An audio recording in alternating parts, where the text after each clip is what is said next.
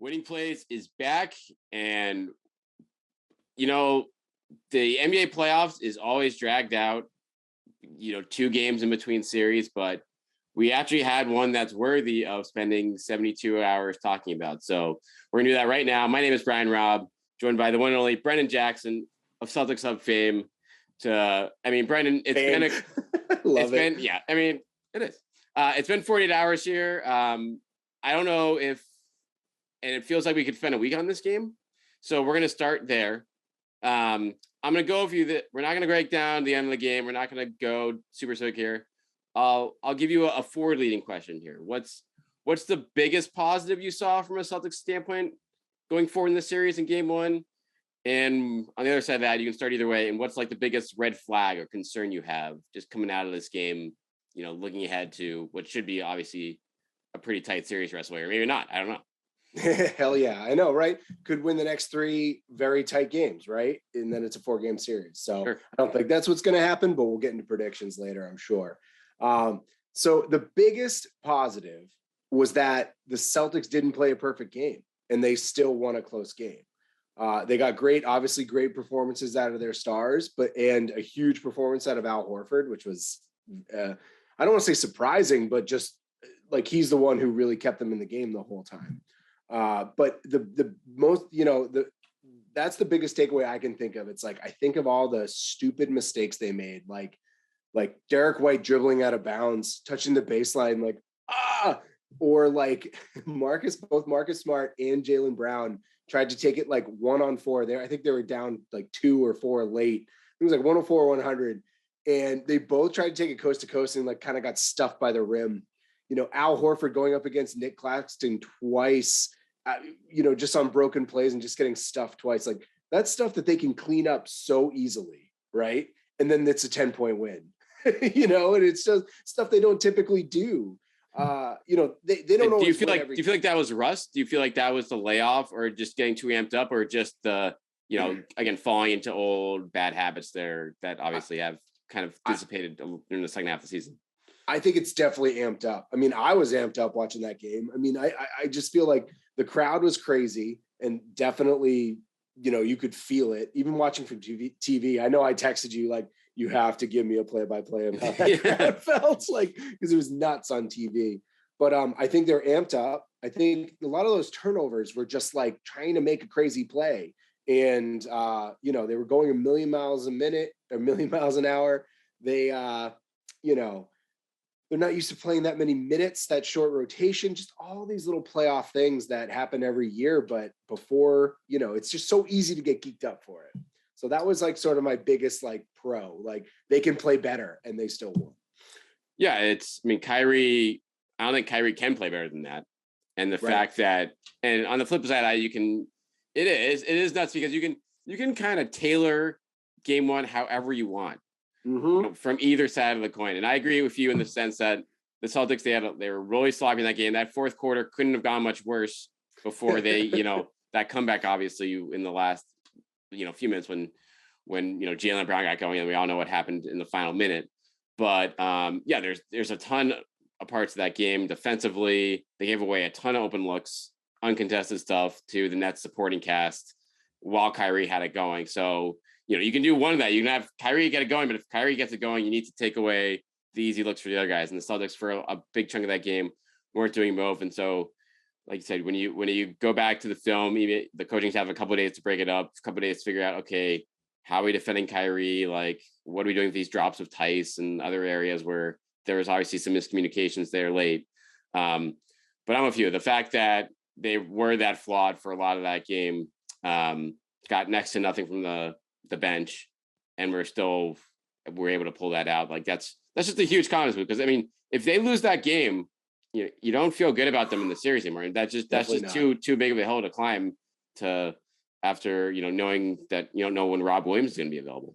It's exactly what you said. You can look at that game in so many different ways, depending if you're a Nets fan, a Celtics fan. Like, for example, you talked about their open looks. I think Grant Williams had all of his 4 threes that he missed were wide open. And it's like, he's obviously a very good 3-point shooter. So like, that's not going to happen. So if you're a Celtics fan and you're thinking, oh, that's fine. He'll, you know, or if you're a Nets fan, you're like, oh my God, Grant might hit those. And then again, 10-point win. On the other side, it's like Durant was what, you know, like 25% shooting or something, like 9 out of 24. Yeah, like just unbelievable. 6 turnovers too. Yeah. Like, and you can say, and if you're a Celtics fan, you're saying they played him so well, which they did, but he's still Kevin Durant. Right. He's still gonna get buckets in this series. So yeah, it's a very funny series, and that's why, you know, and that's why we can point to it was a 1-point win, right? So like I think as a Celtics fan, you're feeling very good. As a Nets fan, you're kind of like, we had a chance there. We should have stolen that game, and they didn't.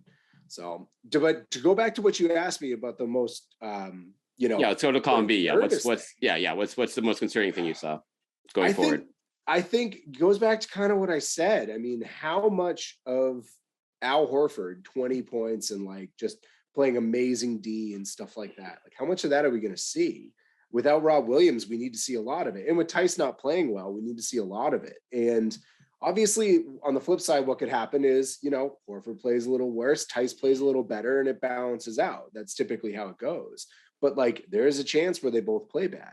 And maybe that's a chance. Maybe that's the game. I'm predicting 5. I'm predicting season 5. So maybe that's the game where, okay, Brooklyn gets one. But, you know, we'll see. You do look at just Horford and then the starting, I mean, Tatum, Smart, Brown. And I'll put Brown in a different category because I thought he really struggled in that game until the fourth quarter. And when he was kind of kept the Celtics offense afloat with some of those drives in the last few minutes there. But he was bad for a lot of that game. But you're right. Like, Horford, that was a career high for him as a Celtics for playoff rebounding, going back to, you know, 3, 4, 5 years ago, like 15 rebounds. He's not going to do that again. The big thing with him is if he can keep hitting those threes, he was 2 for 2 there. That's an easy way to get Drummond off the floor. And to start the game, it was sort of like that first quarter, just like set the tone, like, oh, Al's going to have a big game. And they were wet too. It wasn't like he hit the front rim, back rim, and then it bounced in. No. They were cash. So like it was nice, but it's not going to happen every game to you. No, you're not going to get that. You're certainly not going to get that kind of offensive production from him. And the rebounding against guys like Drummond, and that's kind of a sneaky storyline. I feel like the end of that game when they were able to get that rebound off of the, I know, like it's like, oh, why did they get that rebound? Because Drummond was off the floor, and Nick Claxton is not, you know, he doesn't have the size to be a really good rebounder down there. So you're not fighting with. He had to fight with Kyrie for that board, and you have to fight with, you know, one of the best rebounders in the league. So that if Horford doesn't have to give you 20 points every night, but if he can continue to make Drummond more and more irrelevant in that series, that helps the bigger picture. I feel like for the Celtics from a, you know, particularly from a defensive standpoint, and then, you know, obviously keeping a Nets defense that's just going to be scrambled without anyone kind of manning the rim. Totally. And to go back to what you said about JB, I agree with you. I was texting you that whole game being like, he has no legs. I think people are, you know, I remember he like front rimmed a 3 that was like wide open. And I was like, oh, he's tired. And so, you know, that could be, I don't know if he's fasting during Ramadan. I don't know if he's just playing more minutes and it's, you know, it's the playoffs, you know what I mean? Could have been butterflies. Like could be butterflies. Yeah. Exactly. But I think people like are, you know, I saw on Twitter, people were really excited, thought he had a great game. And, you know, I get it because he had that amazing block against Durant towards the end there where he like stapled it it was like a fast break and he came back and like stapled it to the backboard. And then obviously that drive, the second to last drive, the bucket on Brown where he just said, forget it. I'm better than you and I'm getting to the rim. You know, much love for the local guy, Bruce Brown, but like, no, JB was like, no, I'm the better Brown and I'm getting to the rim and there's nothing you can do about it. And so I think people point to those and they're very excited about him, but you know, you can spin that. He can play better too. You know, it's like, he's not going to front rim threes like that. So it's exciting, but it's like nervous excitement from a fan's perspective. And for me, from the like worrisome standpoint, I think you have to look at this. I mean, you already referenced it a little bit with, like the Grant Williams 3-point shooting. I think just the supporting cast 3-point shooting off the bench. I mean, Tice, Grant Williams, Derek White, and Pritchard were combined 2 of 11 from 3-point range. And those are all wide open looks. Yeah, And I can remember him. White had one in the corner, and Pritchard obviously had one. He had that in transition step back. Like it was crazy. I don't know why I'm remembering every moment of this game. I think it was that good. It was that good. It was. This is good to have this kind of break there. But I think just in this series right now, when you look at, like the Celtics without Rob Williams, they're better 1 through 8, 1 through 9. But if we're getting this version of Dragic in this series, which I believe, like I think he's playoff proven. He's probably got fresh legs, and in that game, there's really no one. He can work the pick and roll against Tice or whoever if they give him those shots in that series and gets going. And he's done that for years. So if you have a guy like that who's not afraid of the moment here, you need someone. You don't expect White, Williams, and Tice all to like have it going, but at least one of those guys has to be a consistent shooter in this series. And right now, Grant Williams has not been that in the second half of the season, despite having a really good year. Derek White just has not been that period all year. His main flaw as a player. And Tice is Tice in the playoffs. And he can play better than this, but he certainly is not a guy you're going to rely on back there. And so Payton Pritchard is probably your best option that standpoint, but he only played 8 minutes. And I'm not sure Ime Udoka can feel super confident in having him out there for longer than that when Durant and Kyrie are playing 42, 44 minutes a game. Yeah, I know, and I get that. I totally get that. Like there's nothing that's going to make him taller, right? But like, I honestly didn't think he got picked on that much. I feel like Kyrie hit that 1-3 in his eye in the fourth quarter and brought it to like 6 or 3 or whatever. And then, he hit the next one over Derek White, the guy who, you should feel confident in him guarding. So I think sometimes great players just make shots and make guys like Pritchard feel like you can't play them. I disagree. Like, I think you can play Pritchard. I think what he gives you on the offensive end is very valuable, especially if they're getting open looks, which they were. We all agree with that. So like what he gives you on that end, I think he's competitive on the defensive end. I heard the conversation you guys had on the last pod, and I know Pina is not big on Dragic right now. He feels like he fell off a cliff, and I agree with you, man. I mean, vets in the playoffs. Like, I'm surprised they're not throwing out Aldridge. I'm surprised they're not throwing out Griffin for a few minutes. Right? Like, why put Claxton in? And you know what I mean? Like, I know why you put Claxton in, but like, why not see what Blake Griffin can do? He's going to foul somebody. He's going to make it hard. So like, I don't know. So I trust veterans, in times like these, and Dragic is a proven veteran, like you said. But that being said, like, could Payton Pritchard like guard Dragic for certain times? I think that's the question. If he's going to get on the floor, he's going to have to be if he can show he can do that, then I'm with you. Like you're going to get enough open, like his impact on the offense is enough to deal with the defensive blowback. If he can at least, put up a fight against Dragic or, around screens and, not be lulled into a mismatch against Durant on the, on the wing every time down. So if he can, and so that spacing, that I feel like becomes a bigger subplot in the series if it's game 3 and 4, and we see repeat 3-point shooting performances by Grant, White, et cetera. But, obviously for defensive reasons, if those guys can hit, that's ideally what you want to go with if they can, are keeping the Nets honest. Totally. I mean, if the Nets are playing also like Kessler and Kyrie and Dragic at the same time, you're like, and Bruce Brown, you know what I mean? These guys, you can put Pritchard on any of those guys, right? Like there a lot of times they're just going to stand in the corner anyway. So like they're going to have to really hunt out Payton Pritchard, and make that a focal point of their offense rather than doing what they do best. Like I just can't see Steve Nash doing that. And maybe he should, I don't know, but I just can't see him taking them out of the flow just to attack, do like a 2-4 pick and roll with like Kevin Durant. I just don't see it, Looking forward in this series now, like adjustments on both sides. I'm curious to see here. I mean, I'd imagine you're not going to see any changes to the starting 5 yet for Brooklyn, even though I think Claxton is easily the better player than Durant. I would be shocked if he's not starting by the end of the series over him, just so they lean into that. I think they feel like they are better off having Drummond steal minutes against Tice early in the game.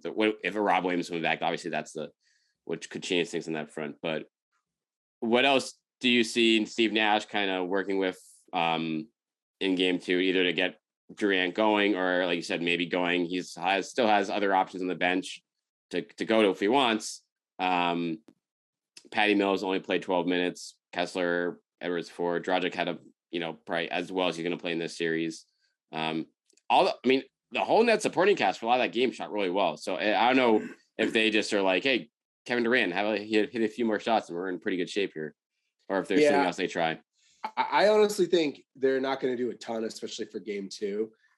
I think the biggest difference could be if Nash starts working the refs, if they're allowing, Boston to be as physical as they were with Kevin Durant, which I think they should. I think they were just as physical with Kevin Durant as they are with any guy. It's just Kevin Durant is like very slight. So it's easier to knock him off. It's easier for Grant Williams or Jason Tatum to actually knock him off the ball.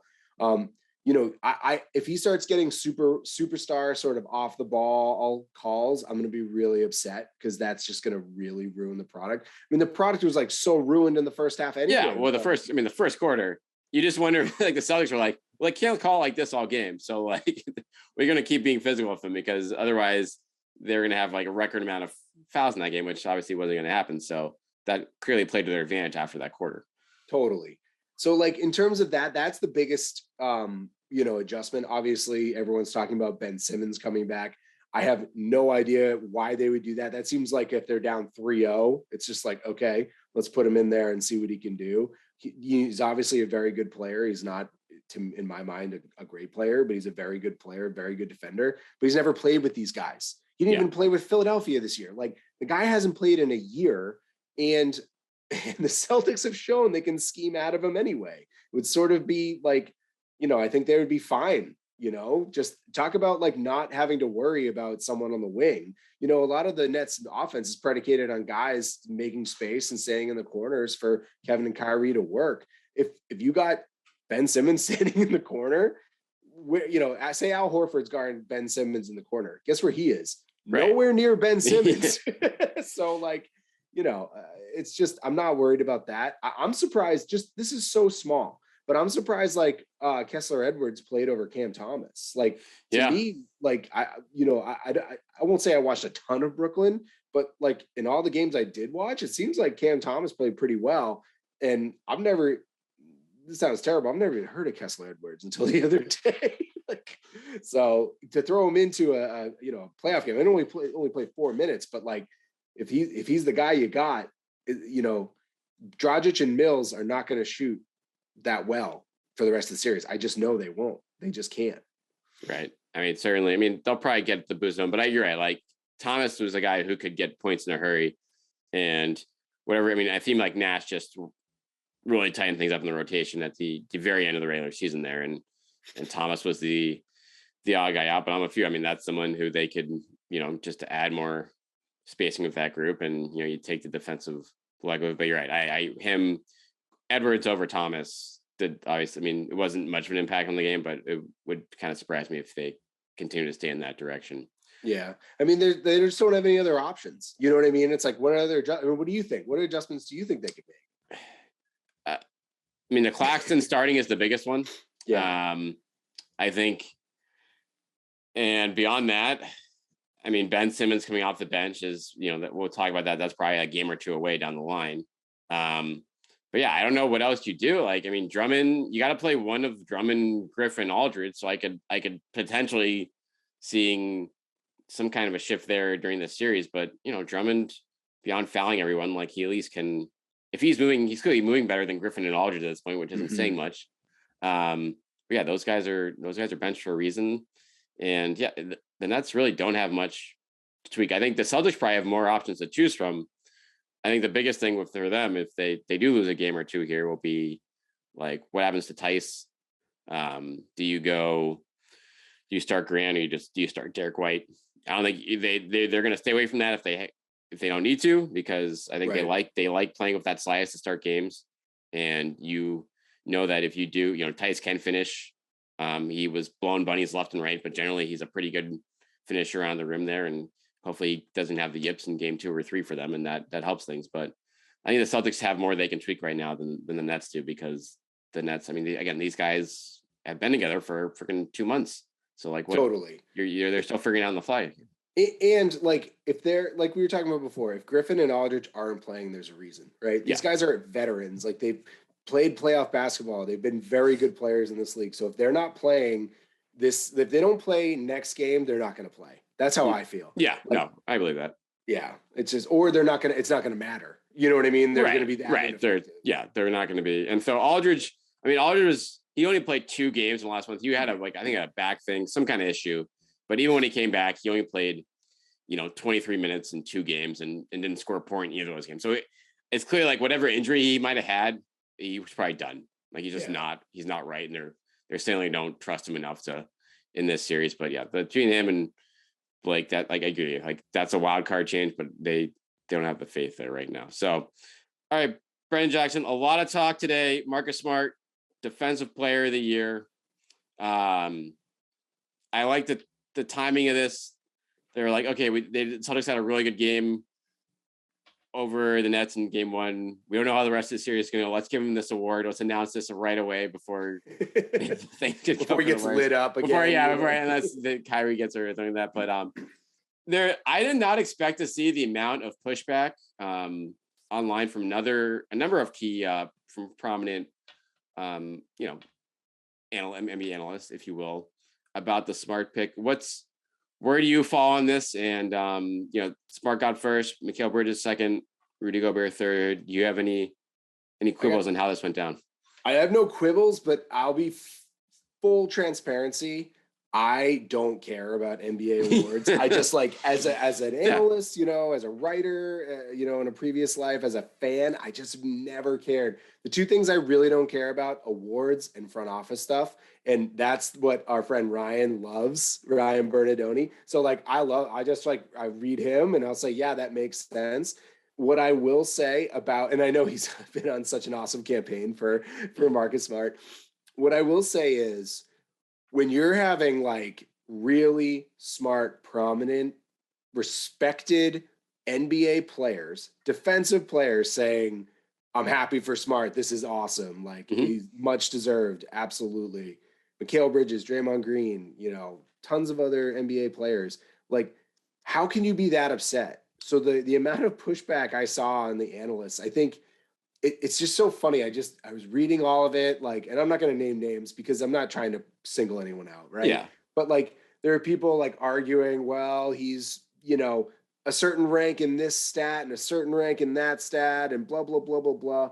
And I just want to be like, for years, all I hear about are, like, defensive metrics are flawed and it's really hard to measure, and blocks and steals are everything you need to know, and on-off numbers and defensive rating, whatever, how many points you give up. And I'm just like, you can't have it both ways. It can't be like, oh, the fact that he's only top 5 and not top 2 makes him not deserving of this award. And then, say in the same breath, like, oh, these stats, like, leave much to be desired. That's the kind of stuff that bothers me. And then the last thing I'll say is, I'm just not a Rudy Gobert guy. Like, I like watching him. I like guards going up against him and seeing how he affects, and he affects the game in a 5-foot radius around the basket. And that's really cool. What happens if they have to play Golden State? Like, right. Golden State's just going to tee off. Like, he's going to be completely useless. Like, he can't, if he could goaltend, yeah, great, but he can't. Like, so, like, the fact that people were getting so up in arms and pointing to Rudy Gobert and, like, especially how much Rudy Gobert gets paid over Marcus Smart, I'm like, okay, so Utah gave him the Supermax, a contract that I wouldn't give him. It's a bad contract. It's a bad contract. like why would you point to, like, a bad contract as a reason? Like, why? It was just, it just gave me such a headache rolling my eyes, Yeah, I think, I mean, in my mind, this was first of all, this is the perfect storm of it just being a wide open field for it this year. And this is where and Smart kind of obviously took advantage of that. And yeah, like, I think, but to anyone else who, like, is, like, going off on it, it's like, okay, anyone who got this award this year was going to have a flawed case, like, or clearly point to be like, there's issues here. But if it lays out pretty simply for my mind. It's like, okay, who are our top contenders? We had 5 or 6 guys recently in contention for this award. You start with, say, Gobert and Giannis. I think immediately both of those guys are disqualified because the Bucks and the Jazz don't have top 10 defenses this year. Boom. Like, period. So boom. You're like, okay, if you're the best defender in the league, I'm sorry.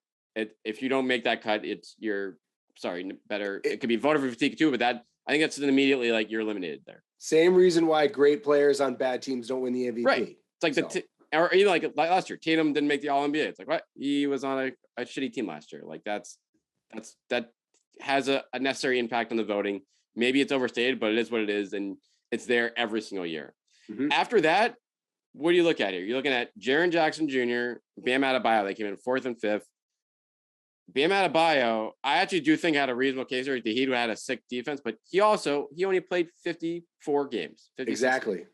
Again, that is nearly missing a third of the season.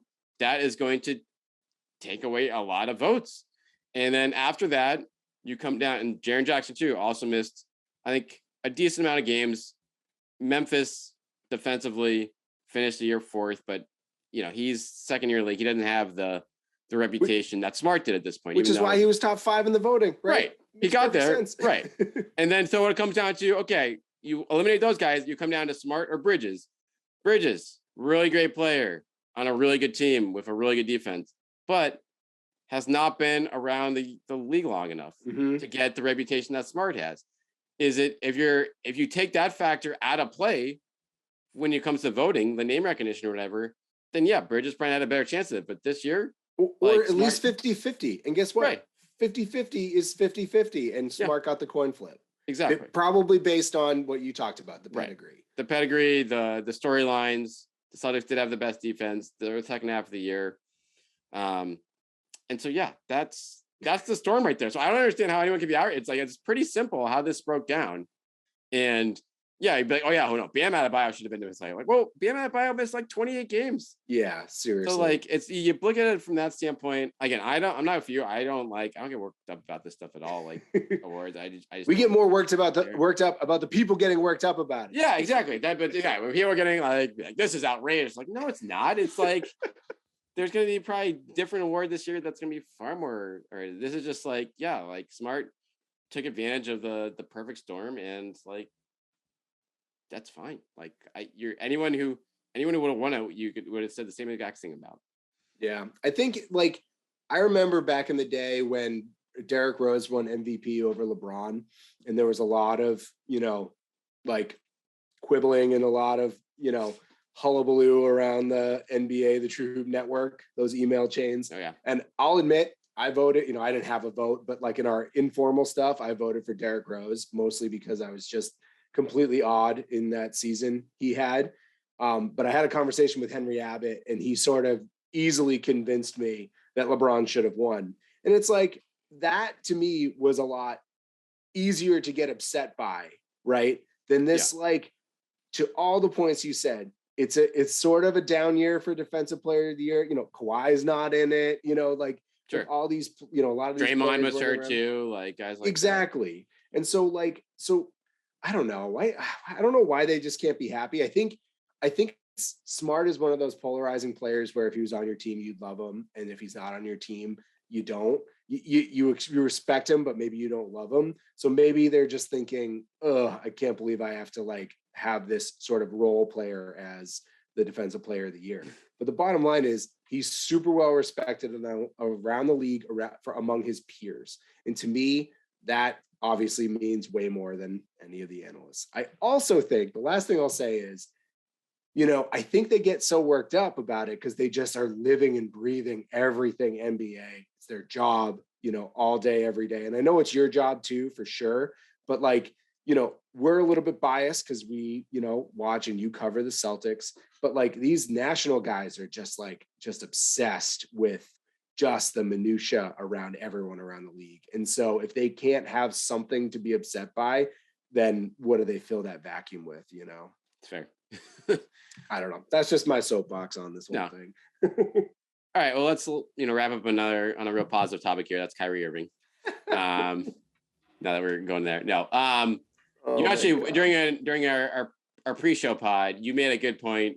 I mean, we had a lot of new remarks today from Kyrie didn't talk, but Ime Udoka talked about it. Kevin Durant talked about Boston fans and just being in the, having a target on his back and thing that the booing comes out of, from a love standpoint, or it's rooted in love, which, yeah, I mean, it's not. But what did you think about Ime's comments today? Which he pretty much was like, yeah, not bothered by it. This is like not a big deal to me. And Kyrie kind of has history of this thing. So like, kind of crapping on him without like indirectly. Well, he was just being very matter of fact. He like the way I took it, and I'm paraphrasing, and maybe I'm like taking too much license, but the way I look at what Ime's comments were, and you were there, right? So you heard him. Yeah. So you can tell me if I'm right or wrong. But my feeling was he was like, this is silly. Fans yell at opposing players. It's worse in the playoffs. It's a lot worse if you do the things like you do, Kyrie. It's just, it's frustrating because he just like, you can't ever believe anything that comes out of Kyrie's mouth because it's just, it never means anything. You know what I mean? So he'll say one thing, he'll say like, oh, I'm not going to get bothered by it. I welcome it, blah, blah, blah. And then you see what happened. He doesn't welcome it. It does get under his skin. He doesn't like it. And if he was just honest and said like, I don't like it, like that would be fine. But obviously he can't say that because then Boston will give it to him, 100 times worse. So I think Ime was just like, dude, just stop. Like, stop pretending like you're surprised by all these negativity. Right. Like that. So that's where I love Ime's comments. And here they are, by the way. I'll give them. Yeah, read them out. So that I didn't hear all the post-game comments Udoka said of Irving's remarks. I heard some of them, but we're not worried about that. Albeit it's a deal. It's a deal he has with the team he's been with. Had a similar thing in Cleveland. So our focus is guarding him, stop him from getting 39. We're not worried about what's going on with him and the fans. And that's the thing. I want to read into that Cleveland line so hard. Yeah. But I don't know. He might have just picked a former team. But like, I just so desperately want to be like, wait, what happened in Cleveland? Well, he skipped like 3 years of games in Cleveland. And he played opening night in Cleveland, and then he didn't go back there during his whole time as a Celtic. I guess maybe.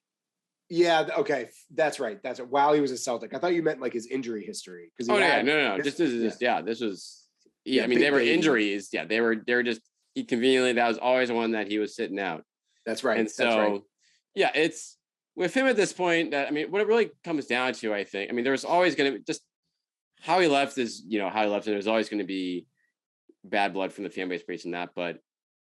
The inability to admit that, I mean, the constant fanning of the flames by him, whether it was his comments in March about the scoring girlfriend thing. I mean, obviously the stuff last year still leaves some, rubs fans the wrong way in terms of what he said about the entire, Boston fan base essentially. And then the stomping and the stomping, right. Exactly. Yeah. Just like you throw all that together and then like the hilarity of him coming out before the series being like, oh, like, why can't we just move past this? It's like, well, if he actually came out at one point and was like, if he like had straight up been like, I'm sorry that like I misled the fan base. I should never said I was going to resign. Like that was bad.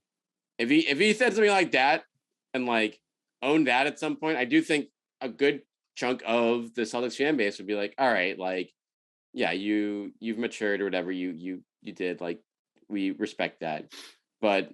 Just, I mean, and it's just him as a individual. I mean, when he talks, it's like there's just not you don't know what's going to come out of his mouth. The accountability factor is never there, and now you're going to have this be a fat storyline. It's not going to end anytime soon. I'll tell you that much. I mean, here's the thing: a guy like Kyrie has proven that he never in his life thinks he's ever done anything wrong. Like he just is never done that. He never says like, "Oh, maybe I shouldn't have said." When he said the whole Earth was flat thing. If I'm giving him the benefit of the doubt, he was trying to say like, guys, like not everything that we're told is true, which is true, right? Like there's some stuff that we're told like is not true, is true, is not true, whatever. You should be skeptical, right? Healthy skepticism is a good thing. But what he said was like, No, it's like, it's flat. I don't know. You're a sheep. Basically, he was saying like, you're a sheep if you believe. And it's just like, dude, oh my God. Like, the sage, the stuff. And don't get me wrong, I don't understand it. So like, it's easy for me to criticize, but like all this stuff, he's just a dude. All it boils down to is a dude that never thinks he's wrong, which is fine. So that's why he'll never have that accountability. Like, oh, I shouldn't have said that. I shouldn't have done that ad with Nike where my dad and I are playing one-on-one in the Garden and no one's going to wear number 11 again. It's so silly. It's all just so silly. And, the one thing I'll say that just it's embarrassing is when in a lot of NBA players, a lot of athletes do this, but the coming out being like, he tried to do it in the post game and Nick Friedel just like walked right past it. It was amazing. It was like, people are calling me this and that, and where I'm from, you don't do that. Where I'm from, It's like, oh my God, dude, you've been in the NBA for like 10 years. You're a gazillionaire. You're not from there anymore, okay? Right. You're not fighting anyone. This isn't the Malice of the Palace, dude. You're not going in. You're not waiting out for people to fight in Causeway Street. You're going home. You have every right to be upset, right? You're every right to be upset. Yeah, no. So people were saying terrible things to you, I'm sure. And I read on Twitter today that people were saying terrible things and they got kicked out of the arena for it, which is a good thing. Right. Great. Absolutely. They should get be out of here. Yes. I don't have any issues. If you don't like flip off thing, like that's like, go ahead. Like that's the stuff that's like. And that's the other thing too. People were on Twitter on the Celtics side were getting so upset that he flipped us off. Like, oh my God, who cares? It's exactly. It's like, yeah, that's he should be able to do that. Like he's taking it. Like that's the NBA will keep finding him for it. But if he's willing to do that, like that's people like that's not what Celtics fans, I think in general are like. No one gets riled up by that. No, it's everything. Not by and large, right? No. Yeah. I just like it's just so embarrassing, like secondhand embarrassment. It's like watching like some of the worst episodes of The Office when I'm watching that post-game press conference and Kyrie's like, first of all, he spends 5 minutes talking about it, and then he's like, someone asks a question, but he's like, I'm talking about basketball. Yeah. Oh my God, dude, what are you talking about? You just spent like 5 minutes talking about it. Like, it's just stop. Instead of taking accountability, you know what he should have done? Go play the games, go take your lumps, and eventually everyone gets over it. Boston gets over it because you're not reacting to it. Yeah. And you get over it because you're used to it. But he just refuses. He's just like, no, this is who I'm going to be. It's embarrassing. Well, it's only game one. It's only been one. So I say like this is the subplot of this, and their NBA is getting record ratings for this series already for a first round series. So the subplot will continue for the next couple of weeks here at least. And we'll see if it goes beyond that for the Celtics, but I don't know. I think we're certainly in for 6 or 7 here. Are you you're sticking with Celtics in 5 here? You think that absolutely? I think obviously next game will tell a lot. I mean, every game tells a lot. It's such a cop out, but like, I just feel like it goes back to what Pina was saying on the last pod. Like, I just don't see how this team matches up. I mean, the Celtics showed in game 1 that they're very good at scheming and throwing multiple guys at Durant. And he's still Kevin Durant, like he could go absolutely off for sure, right? But then they also have some horses like Derek White and Marcus Smart and Jaylen Brown to throw at Kyrie. So like, it's really pick your poison. And the team that we discussed, their supporting players aren't that good. So like, if the Celtics lose this series, I think it's a firm indictment of they're not as good as we thought they were. Or small sliver, Kevin Durant and Kyrie just absolutely went supernova, right? We're assuming that like Kyrie's not going to shoot that well for the rest of the season, right? Some sort of rest of the series, some sort of regression. But is it possible he could? Sure, anything's possible. He's an amazing player. So like that's my small thing. I think I texted you before the series that my other thing was that Patty Mills would catch fire, or Seth Curry would catch fire. I think that's out. There's no chance. I think that was their game. The first game where Dragic scored in double figures. Yeah. That's their game where they needed the bench to steal one. And I just don't see it from now on. All right. Well, stay tuned for that.